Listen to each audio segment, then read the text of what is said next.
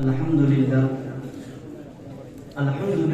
رب العالمين والصلاة والسلام على سيد الأنبياء والمرسلين وعلى آله وأصحابه أجمعين أما بعد. قابل قدر حضرات علماء کرام اور آج کے اس پروگرام میں زینت بنے ہوئے میرے علمی ہم سفر ساتھیوں، یہ خدائے وحدہ لا شریک کا ہی فضل و احسان ہے کہ اس رب کائنات نے اس ادنا سے طالب علم کو مقاصد مدارس پر لب کشائی کی جرأت بخشی. حضرات سامعین، مدرسوں کا مقصد کبھی بھی پیسوں کے لیے امامت و خطابت پیدا کرنا نہیں تھا.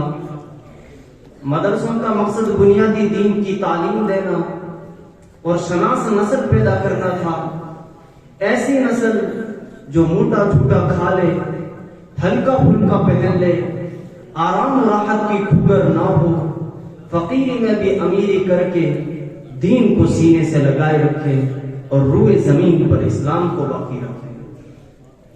اس لیے کہ جس زمانے میں علی گڑھ مسلم یونیورسٹی، جامعہ عثمانیہ، جامعہ ملیہ جیسی 10 کالج قائم ہوئی، ٹھاٹ کی بلڈنگیں بنی، مسلمانوں کی دامن دولت میں وصل آج سے کافی اچھی تھی، اچھے پکے مدرسے بن سکتے تھے، لیکن جوہر شناس بزرگوں نے بوریا نشینی کی لائق کچے مدرسے بنائے. درختوں کے نیچے بیٹھنے اور بٹھا کر قال اللہ و قال رسول کے ذکر فکر کو ترجیح دی.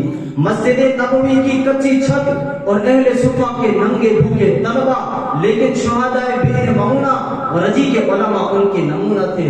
اللہ کے نبی کے پیٹ پر بندے پتھر کے ساتھ وما اسألکم علیہ من اجر ان اجری الا علی رب العالمین کی صدا انہیں ہمیشہ جھنجھوڑتی رہی. انہوں نے مسلمانوں کی غیرت ایمانی کو للکارا. جو ان درویشوں کی بیس میں آ گیا اس کی تربیت کی اور مہات پر بھیج دیا، جو نہ آیا اسے کہہ دیا یہ قدم قدم بلائیں یہ سواد کوئی جانا، یہ قدم قدم بلائیں یہ سواد کوئی جانا، وہ یہیں سے لوٹ جائے جسے زندگی ہو پیاری. جس کا نتیجہ یہ کہ آج بھی گاؤں گاؤں، قریہ قریہ، شہر سے کوسوں دور جہاں کوئی سہولت نہیں، وہاں قاسمی یا ان سے متاثرہ افراد ٹمٹماتے اسلامی چراغ کی حفاظت میں نظر آتے ہیں. شاعر نے یوں کہا، ہوائیں کو تم دو تیز، ہوائیں کو تم دو تیز لیکن چراغ اپنا جلا رہا ہے، ہوائیں کو تم دو تیز لیکن چراغ اپنا جلا رہا ہے، وہ مرد درویش جس کو حق نے دیے ہیں انداز خسروان. عزیزان ملت، اب رہ رہ کر اکثر سلفی یہ اخوانیت سے متاثر فارغین سے یہ سوال اٹھنے لگتا ہے کہ مدارس کا فائدہ کیا؟ مدارس کی ڈگری معترف کیوں نہیں؟ مدارس میں نصاب اصلی کیوں نہیں؟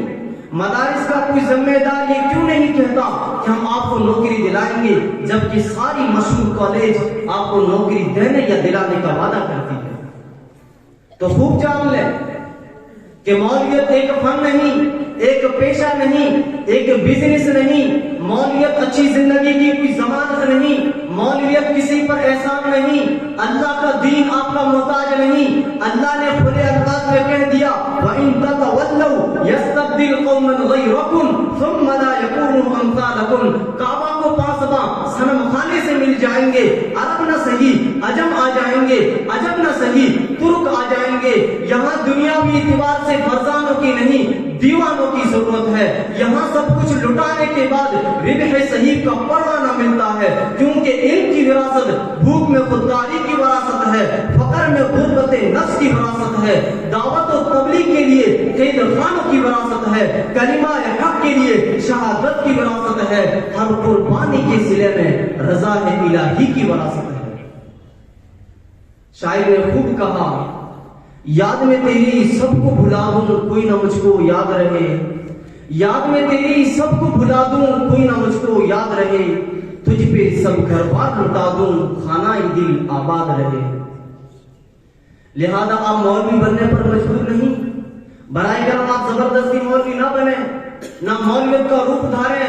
خدا را پیشوں کا مطالبہ کر کے ان بوریا نشینوں کی توہین نہ کریں. مولویت کی غربت پر نہ جاؤ، یہاں فقر پر فخر ہوتا ہے، یہاں نیزے کھا کر فست و رب الکعبہ کا نعرہ بلند ہوتا ہے. ان کی متاع دین و ابتلا آپ آزمائش ہے، آپ کیوں ادھر کا رخ کرتے ہیں؟ ان کے دامن میں شراروں کے سوا کچھ بھی نہیں، ان کے دامن میں شراروں کے سوا کچھ بھی نہیں، آپ پھولوں کی خریدار نظر آتے ہیں۔ یہاں دینے کی تمنا میں جان بھی دے دی جائے تو کم محسوس ہوتی ہے، جان دی ہوئی اسی کی تھی، جان دی ہوئی اسی کی تھی۔ حق تو یہ ہے کہ حق ادا نہ ہوا، برائے کرم آپ انہیں معاف رکھیں، ان کی دنیا الگ ہے، آپ کی دنیا الگ ہے۔ پرواز ہے دونوں کی اسی ایک فضا میں، پرواز ہے دونوں کی اسی ایک فضا میں، نرگس کا جہاں اور ہے، شاہی کا جہاں اور۔ وآخر دعوانا ان الحمد للہ۔